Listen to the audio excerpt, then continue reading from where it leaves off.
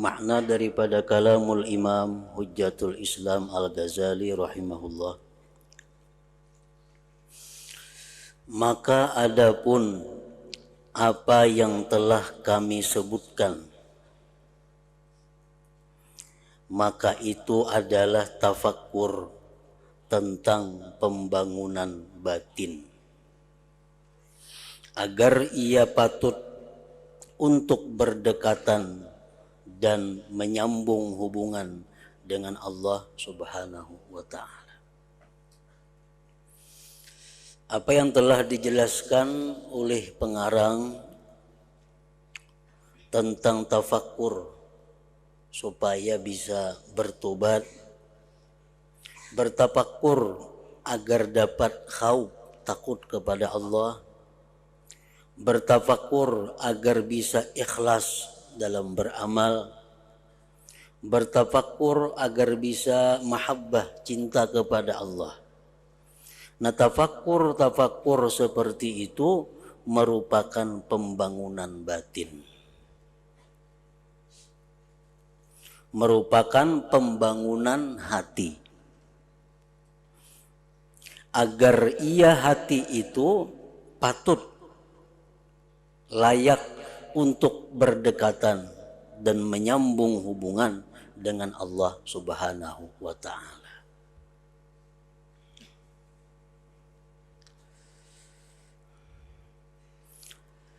Maka apabila menyia-nyiakan semua umurnya untuk memperbaiki dirinya, maka kapan ia merasa nikmat, merasa lezat dengan berdekatan dengan Allah Subhanahu wa Ta'ala?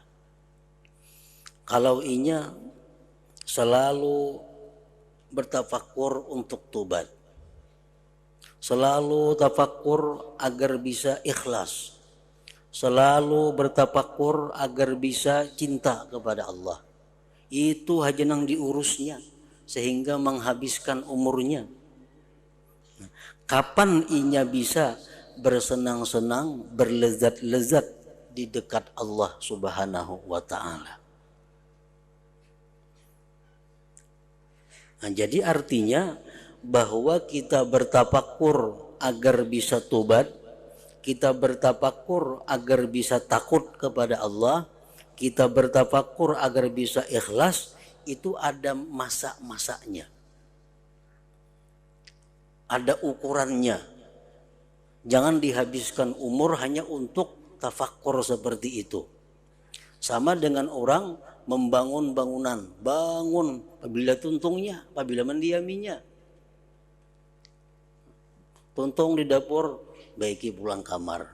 Baik sudah kamar, rumbak pulang dapur. Dapur baik, baiki pelatar. Pelatar baik, baiki pelapur. Itu hanya diudak sepanjang umur. Kapan bisa menikmati bangunan itu? Nah, seperti itu juga orang-orang yang menghabiskan umurnya hanya untuk tafakkur agar bisa takut kepada Allah. Itu hanya diurusnya. Nah, apabila inya sampai agar bisa mendapatkan kelezatan dengan Allah Subhanahu wa Ta'ala itu.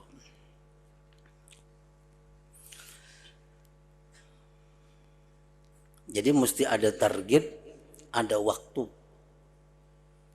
yang diusahakan dengan amaliyah hati seperti tafakkur tadi. Maka apabila menyia-nyiakan semua umurnya untuk memperbaiki dirinya, maka kapan ia merasa nikmat dengan berdekatan kepada Allah Subhanahu wa Ta'ala? Karena itulah Ibrahim Al-Khawas berkeliling di desa-desa. Lalu ia dijumpai oleh Al-Husain bin Mansur dan berkata, si Husain ini, sedang apa kamu keliling-keliling di desa-desa itu? Ibrahim Al-Khawas menjawab, saya berkeliling di desa-desa untuk memperbaiki keadaanku pada tawakal. Nah, jadi Husain ini si Ibrahim Al-Khawwas ini selalu mengembara dari tempat ke tempat yang lain. Untuk apa? Untuk menguji sampai di mana tawakalnya kepada Allah. Begitu bertemu dengan Al-Husain bin Mansur, sedang apa engkau keliling-keliling ini? Ujar Sidin, untuk memperbaiki tawakal. Karena membagaimana di kuta aja, kada tahu tawakal seorang bujur atau kada, sampai atau kada. Lalu Al-Husain berkata, kamu habiskan umurmu dalam membangun batinmu. Ikam habiskan umur untuk mengurus batin, untuk mengurus hati. Maka di manakah menghabiskan umurmu pada panah dalam tauhid? Ada tertinggal tuh. Maka di manakah menghabiskan umur pada fana dalam tauhid? Artinya kalau ikam macam ini hanya keliling-keliling untuk menguji tawakal ikam, apabila ikam dapat rasanya kayak orang yang fana dalam tauhid. Padahal fana dalam tauhid itu merupakan sesuatu tujuan puncak dari seseorang yang ingin mengenal Allah Subhanahu wa taala. Maka fana pada yang maha esa lagi maha benar adalah puncak tujuan orang-orang yang menuntut dan akhir kenikmatan orang-orang yang siddiq.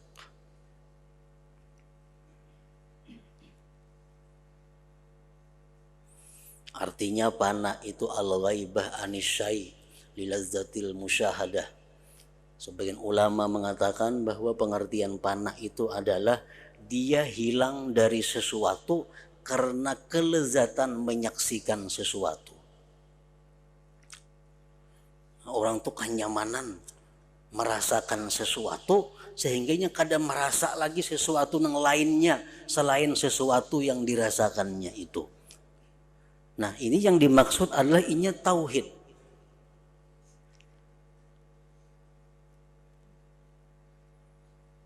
Inya memandang, inya musyahadah tentang umpamanya perbuatan Allah Subhanahu wa taala.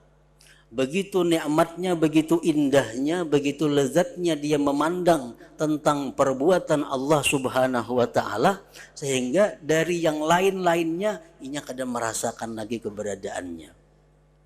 Yang dia saksikan, yang dia lihat hanya adalah perbuatan dari Allah Subhanahu wa taala.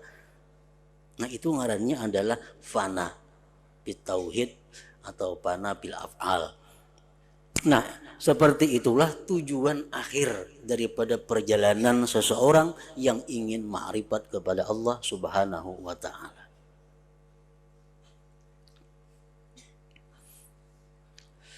Jadi kayak apa kita membayangkan nyamannya, membayangkan nikmatnya, membayangkan lezatnya sesuatu tauhid itu. Jangankan di alam dunia ini, di dalam surga itu pun kenikmatan yang paling nikmat adalah begitu seseorang bisa memandang zat Allah Subhanahu wa taala. Itu kelezatannya kada bisa ditandingi dengan kelezatan-kelezatan yang lain. Nah, begitu seseorang hamba sedang menyaksikan, sedang melihat keindahan daripada zat Allah itu, maka segala kenikmatan yang ada dalam surga hilang daripada pikirannya. Nah, itu di dalam surga. Dalam surga orang bisa melihat Allah dengan mata kepala. Nah, sedangkan di dalam dunia orang bisa menyaksikan Allah dengan mata hatinya.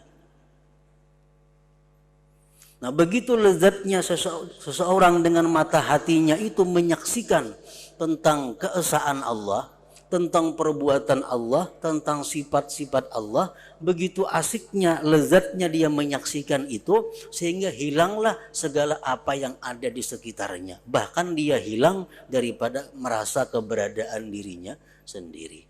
Nah, itu yang disebut dengan fana. Fana itulah yang dicari oleh hamba yang ingin mengenal Allah. Dan fana ini kadakawa diusahai oleh kita. Karena fana itu semata-mata wahbatun minallah, pemberian daripada Allah. Kita makan wadai umpamanya, kayak apa nyamannya wadai itu, kayak apa lezatnya wadai itu. Amun kita dikiau orang masih mahirani, berarti kada seberapa nyaman lagi. Masih sadar ngarannya kita. Rahatan makan saling nyamanan dimakan. Dikatuk orang lawan mendengar aja lawan katukan tuh masih ada orang yang mengatuk, berarti masih belum panak ngarannya kita dalam menikmati kelezatan yang dimakan itu. Nah, orang-orang yang sudah diberi Allah bagaimana lezatnya, bagaimana nikmatnya fana dalam tauhid itu, dia kadang merasakan lagi, kadang menghiraukan lagi, kadang mendengarkan lagi selain Allah Subhanahu wa taala. Nah, jadi fana itu didapat oleh seseorang hamba yang sudah melalui tahapan-tahapan perjalanannya menuju Allah Subhanahu wa taala.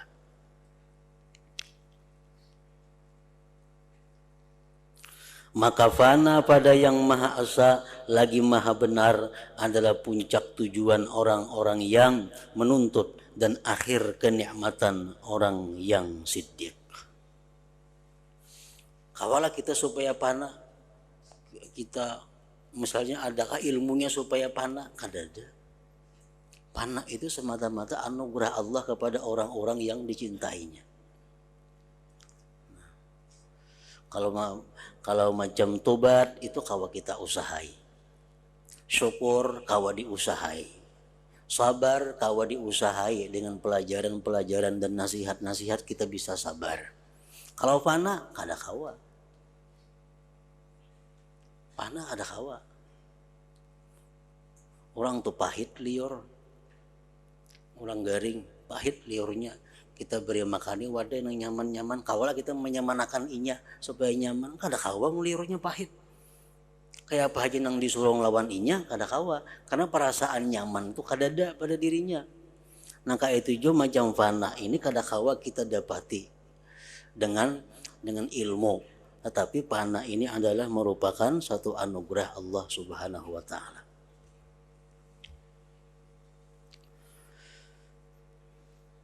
Al-Habib Abdullah Al-Idrus Al-Akbar menyatakan tentang apa-apa yang diberikan Allah melalui usaha yang kita lakukan. Maka Allah berikan sesuatu sebagai pembuktian bahwa apa yang kita lakukan itu diterima oleh Allah. Contohnya tobat. Kita sudah merasa bertobat kepada Allah. Cuma tobat kita itu apa sudah diterima Allah atau kada? Dosa kita sudah diampuni Allah atau kada? Kita sudah merasa bertobat. Nah kita kada tahu nih tuh tobat diterima atau kadanya. Al-Habib ini mengatakan bahwa orang-orang yang sudah mantap dalam tobatnya itu akan mendapat sesuatu daripada Allah yang disebut dengan mahabbatullah, cinta kepada Allah. Nah, cinta kepada Allah. Artinya apa? Bahwa tanda orang yang tobat diterima itu dia cinta kepada Allah. Tandanya orang cinta apa? Selalu ingat. Seringkali menyebut-nyebut namanya. Nah, itu tanda orang yang cinta. Nah, jadi selama diri kita belum ada perubahan kecintaan kita kepada Allah, sebelum dan sesudah tobat kada ada perubahan kecintaan kita kepada Allah, itu menunjukkan tobat kita belum mantap, belum bujur. Nah, tobat itu kita kau mau usahai, kita kau pelajari, kita kau membiasakan.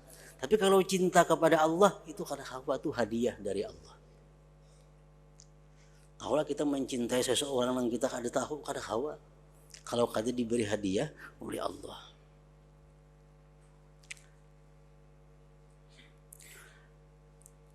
Nah kemudian ujar beliau mengatakan bahwa termasuk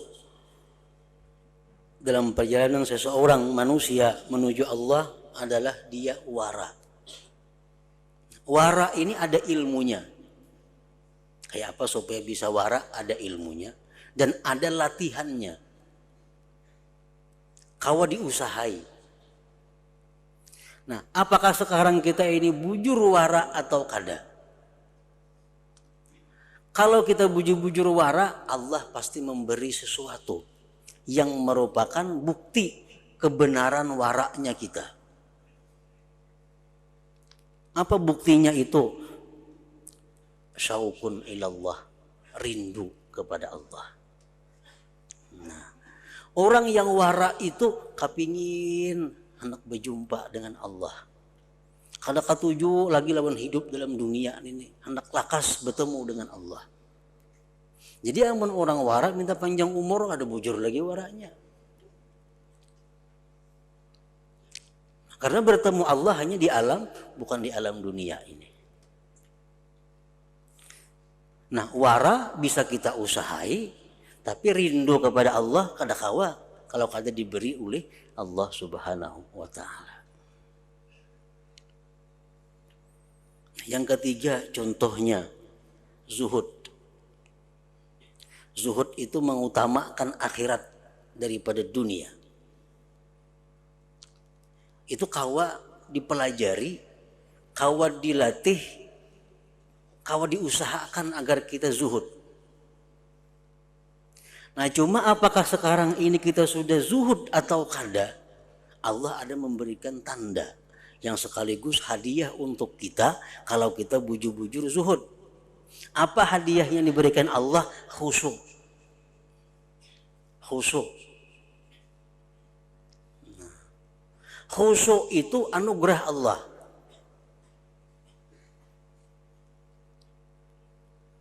Kayak apapun kita mempelajari masalah khusyuk, kalau kita kada dapat anugerah kada kawa khusyuk sembahyang itu. Baca Quran kah, beribadah kah. Pada tahu sudah cara-caranya tetap kada kawa khusyuk. Karena khusyuk itu adalah mauhibah pemberian Allah. Nah, kayak apa cara supaya diberi Allah kita ini khusyuk itu? Zuhud. Seapa zuhudnya kita bisa dinilai daripada khusyuknya kita. Nah, orang-orang yang masih dalam golongan hubbud dunia, orang-orang yang masih dalam golongan mencintai dunia, itu sulit untuk khusyuk. Bisa kada kawa khusyuk. Karena Allah akan memberi khusyuk kepada orang-orang yang mencintai dunia.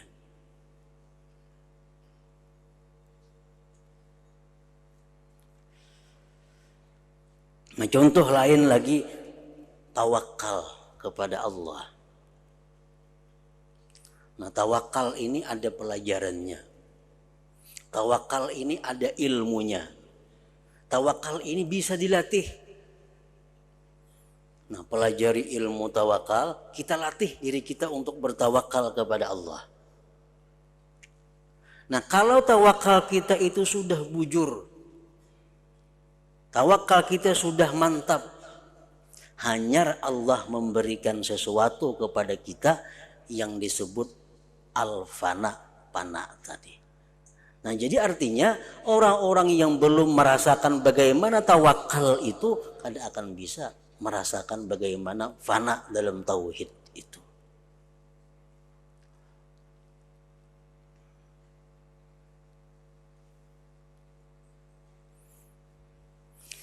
Nah, di sini Imam Ghazali mengatakan bahwa janganlah kita menghabiskan umur kita dengan mengusahakan supaya takut kepada Allah, mengusahakan supaya kita ikhlas, mengusahakan supaya kita bisa tawakal, mengusahakan jangan dihabiskan umur untuk itu.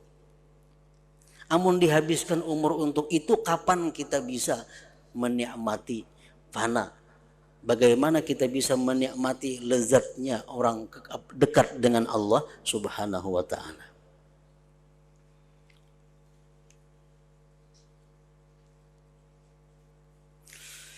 Adapun membersihkan diri dari sifat-sifat yang membinasakan, membersihkan diri dari sifat-sifat yang membinasakan, ria, sombong, dengki, maka itu berlaku seperti berlakunya keluar dari iddah dalam perkawinan.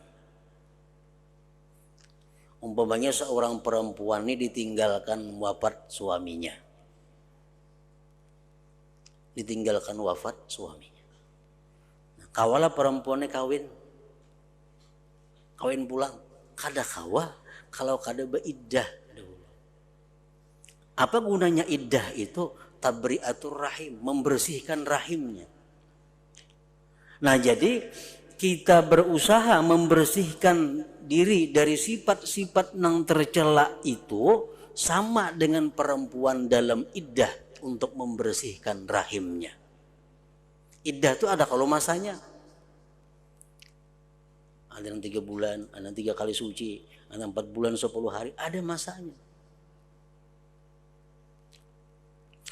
Adapun bersifat dengan sifat-sifat yang menyelamatkan, perbuatan-perbuatan taat lainnya, maka itu berlaku seperti berlakunya persiapan seseorang perempuan akan perlengkapannya, pembersihannya akan wajahnya, dan penyisirannya akan rambutnya, agar ia pantas dengan demikian itu berjumpa dengan suaminya.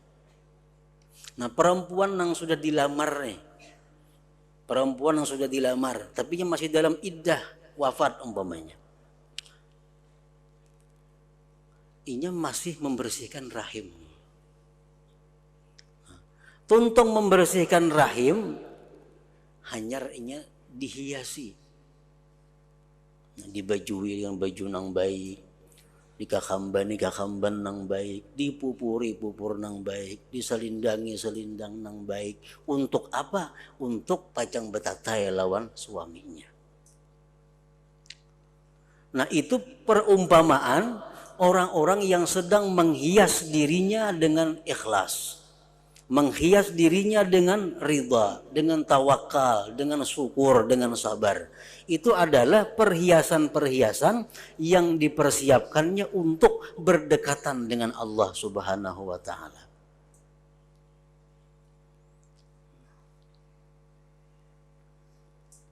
Kalau perempuan itu menghabiskan semua umurnya dalam membersihkan rahim dan menghiasi wajah, maka demikian itu menjadi dinding baginya daripada berjumpa dengan yang dicintai. Nah, amun berhias kada bakal tuntungan apabila betatainya.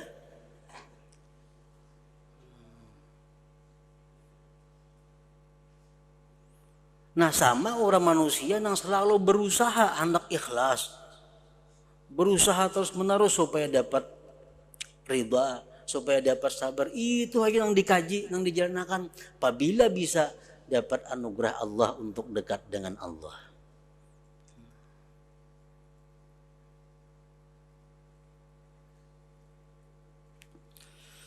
Maka begitulah semestinya kamu memahami jalan agama. Itulah jalan agama.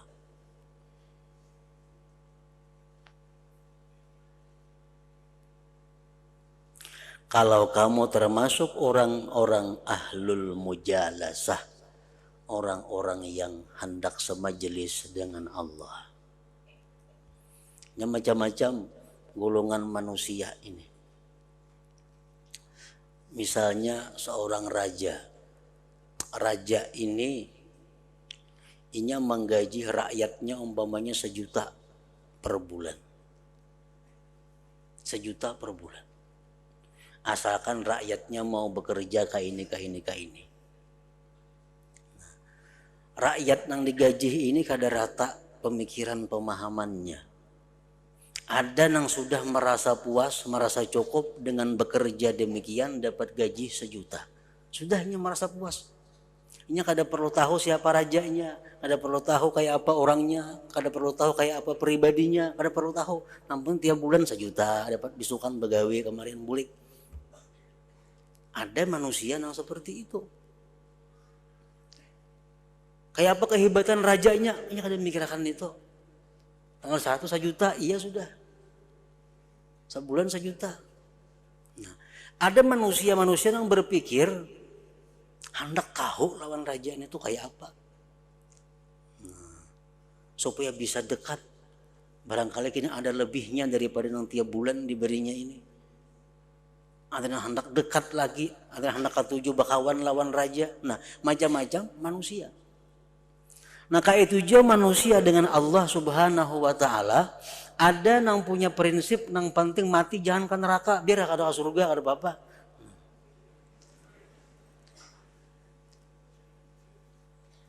Ada yang berpikir biar mati ke surga, karena bertamuan Tuhan gak kada jadi masalah, yang penting ke surga. Bidadari banyak kada jadi masalah. Nah, ada yang pikirannya kayak itu. Ada manusia yang berpikir aku hendak dekat dengan Allah. Aku hendak semajlis dengan Allah. Aku selalu bisa berkomunikasi dengan Allah. Nah, macam-macam manusia. Kalau kamu termasuk orang yang ahli mujalasah, nah hendak semajlis dengan Allah, nah pahami jalan agama. Dan kalau kamu itu seperti hamba yang jahat, yang tidak bergerak kecuali karena takut dari pukulan dan mengharapkan upah, kita hendak jadi nangka itu beribadah karena takutan, beribadah karena mengharap pahala, itu aja pikirannya. Maka ambillah beserta menyusahkan badan dengan amal-amal yang zahir. Ini nang beramal tu lapah. Nang 10 rakaat tu rihuk awak iyan itu. Kenapa? Karena beramal takutan bila kada beramal dipukul orang. Beramal itu kadang mau menikmati dengan pekerjaannya. Karena beramalnya karena terpaksa.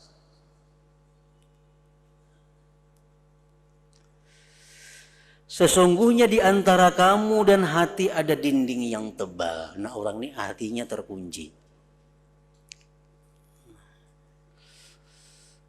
Bersedekah takutan. Kada bersedekah kalau ku bahaya lainnya. Nah, bersedekah. Bersedekah ada yang mengharapkan pahala dari Allah. Nah, orang yang macam ini sakit. Kada ada nikmatnya beramal itu. Maka apabila kamu menunaikan amal perbuatan dengan sebenarnya, ini beramal karena takutan lawan siksa Allah. Beramalnya bujur-bujur. Beramal, bujur-bujur beramalnya. Maka kamu termasuk penghuni surga. Masuk surga juga matinya. Tetapi untuk mujalasah, untuk bermajlis dengan Allah, untuk sekedudukan dengan Allah, maka itu ada kaum yang lain. Ada orang yang lain, ada masuk orang ini di situ.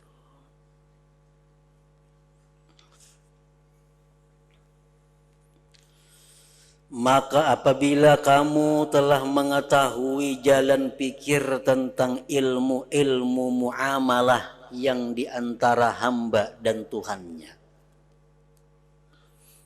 nah, kita sudah mengetahui ilmu-ilmu muamalah. Ilmu muamalah dengan Tuhan itu artinya ilmu tentang tobat macam apa, ilmu tentang wara kayak apa, ilmu tentang zuhud macam apa, ilmu tentang syukur macam apa, ilmu tentang sabar macam apa, ilmu tentang khauf, raja, tawakal macam apa. Nah, sudah tahu nih tuh, maka semestinya kamu menjadikan demikian adat kebiasaanmu pagi dan sore. Maka janganlah kamu lalai dari dirimu dan dari sifat-sifatmu yang menjauhkan dari Allah Ta'ala dan keadaan-keadaanmu yang mendekatkan kepada Allah Subhanahu wa Ta'ala. Jangan lalai. Jadi kita mesti tahu apa sifat-sifat yang menjauhkan dari Allah. Apa sifat-sifat yang mendekatkan kita kepada Allah. Nah, itu kita periksa pagi dan sore. Bahkan setiap murid semestinya ia mempunyai catatan yang ditetapkan padanya sejumlah sifat-sifat yang membinasakan. sejumlah sifat-sifat yang menyelamatkan, dan sejumlah perbuatan maksiat dan perbuatan-perbuatan taat, dan ia memeriksa dirinya atas catatan itu setiap hari.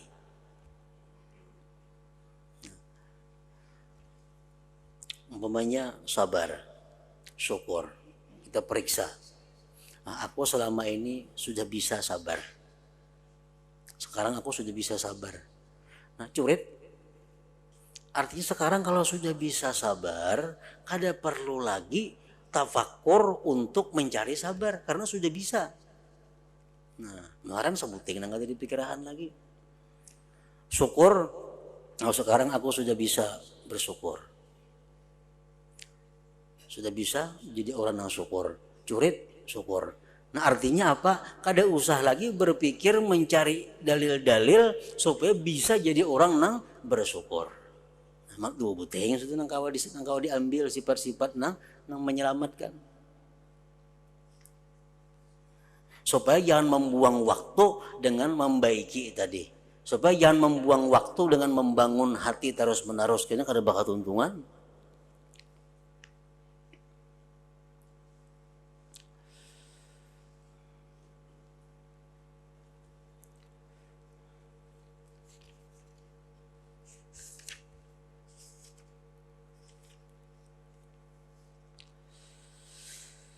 Dan mencukupi baginya dari sifat-sifat yang membinasakan, memikirkan pada 10 perkara, 10 sifat. Nah ini yang diperhatikan. Nang pagi sore kita lihati catatan kita, 10 sifat yang membinasakan, yang mencelakakan. Sesungguhnya kalau ia selamat dari 10 sifat itu, maka ia selamat dari lainnya. Yang 10 ini induknya, induk segala sifat maksiat, induk segala sifat tercela, yaitu kikir, sombong, ujub, ria, hasad, sangat marah, rakus kepada makanan, rakus kepada bersetubuh, cinta harta, dan cinta kedudukan. Itu yang diperiksa setiap pagi dan sore. Kalau kita sudah kada ada lagi punya sifat ria umpamanya, kada perlu kita memikirkan kayak apa cara supaya kita terhindar daripada ria. Kada perlu membuang-buang waktu. Kalau kita bukan tergolong orang yang kikir, kita kada tergolong orang kikir, kada perlu kita memikirkan mencari ilmu kayak apa caranya supaya sifat kikir itu hilang. Kada perlu, karena sudah selamat daripada sifat kikir itu. Nah 10 sifat yang jahat ini kalau kita bisa mengatasinya, maka itu bisa menghilangkan seluruh sifat-sifat yang tercela. Karena setiap satu dari antara 10 sifat yang ini beranak pinak. Kikir contohnya, bakhil. Bakhil ini bisa memakan hak orang. Yang ada mau keluar ampunnya. Duit ada ya, cuma ada mau keluar, mintaan orang. Nah, memakan ampun orang. Karena bakhil, karena kikir, inya kada ikhlas dalam bersedekah, ria. Karena bakhil, inya kada bujur dalam berzakat. Nah, jadi kalau orang itu selamat daripada bakhil kikir ini, banyak sifat-sifat buruk yang hilang. Jangankan inya memberi orang, jangankan bersedekah sunat, inya melaksanakan yang wajib berzakat saja mun kawa diakalinya kayak apa? Supaya manfaatnya tabulik ke seorang. Itu kada sah zakatnya. Nah zakat nah. Besuakan motor kula kada boleh nih tuh. Memberi zakat tapi besuakan motor orang disuruh. na jakat sapuyakan rumah kada kawa, na jakat kajiakan Quran sahatam kada kawa. Zakat ini hak orang yang ada pada diri kita. Jadi zakat itu harta orang yang ada di rumah kita, jangan merasa ampun seorang. Nang orang kada bujur bejakat ini merasa zakat itu duit seorang. Padahal tuh duit orang nang mesti diserahkan kepada nang berhak. Nah, kenapa demikian terjadi? Karena kikir. Kenapa seseorang itu kikir? Karena merasa nang mendapat duit itu usahanya seorang kada berian Allah. Tuhuk mencari titik paluh jar nyata oleh duit lalu kikirnya kada merasa bahwa tenaga yang diberi itu berian Allah, rezeki dari Allah, seorang ini hanya jalannya aja. Nah karena merasa usaha ini seorang, nang lapah gerak-gerik ini ampun seorang, timbul si kikir ini. Nah, selamat dari kikir, banyak selamat dari nang sifat buruk lainnya. Membajakat mestinya bulan Muharram, ditunda ke bulan Mulut. Yang makanya duitnya pas Mulut jadi gunakan. Nah, daripada kikirnya orang ini, Mulut duit zakat, nah apa? Mana menunda zakat ke bulan Mulut, daripada kulirnya keluar duit. Padahal zakat tuh ampun orang. Ada nama macam itu. Betakun boleh lah, ada yang boleh bang macam itu. Nah.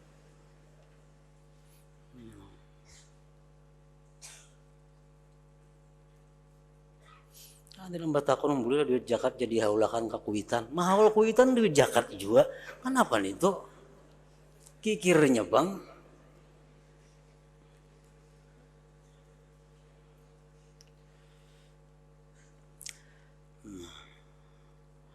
Dan daripada sifat-sifat yang menyelamatkan ada 10, yaitu penyesalan atas dosa-dosa, sabar atas bencana, ridha dengan qada, bersyukur atas segala nikmat, sikap tengah antara takut dan harap, zuhud pada dunia, ikhlas dalam amal perbuatan, bagus budi pekerti terhadap makhluk, mencintai Allah Ta'ala dan khusyuk kepadanya.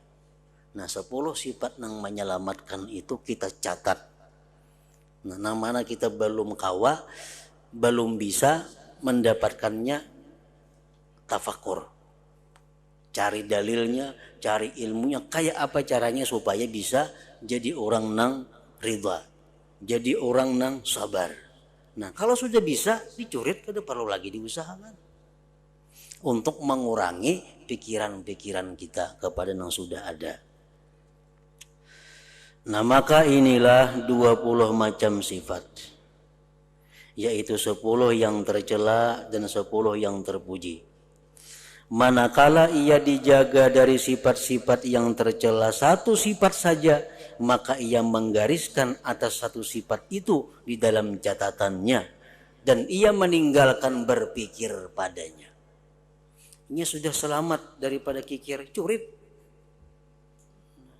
Tidak perlu lagi dipikirkan itu.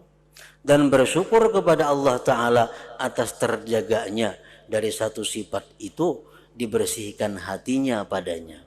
Dan ia tahu bahwa demikian itu tidak dapat sempurna kecuali dengan taufik Allah Ta'ala dan pertolongannya padanya. Kaulah kita menghilangi sifat yang tercela, kalau kada ditolong Allah kada kawa. Orang yang dulunya kikir jadi pemurah, kawalah kada kawa kalau kada ditolong oleh Allah. Dan jikalau Allah Ta'ala menyerahkan demikian itu atas dirinya, kita nih hendak membaiki diri, kada ditolong oleh Allah, niscaya tidak mampu menghapus sekurang-kurangnya sifat yang hina dari dirinya. Nah, jikalau 10 sifat yang tercela, sabuting yang sudah kawa, curit, lalu ia menghadapi kepada 9 sifat yang tersisa. Kawa pulang sebuting gini cukup 8. dan begitu seterusnya ia berbuat sehingga ia menggaris atas semuanya.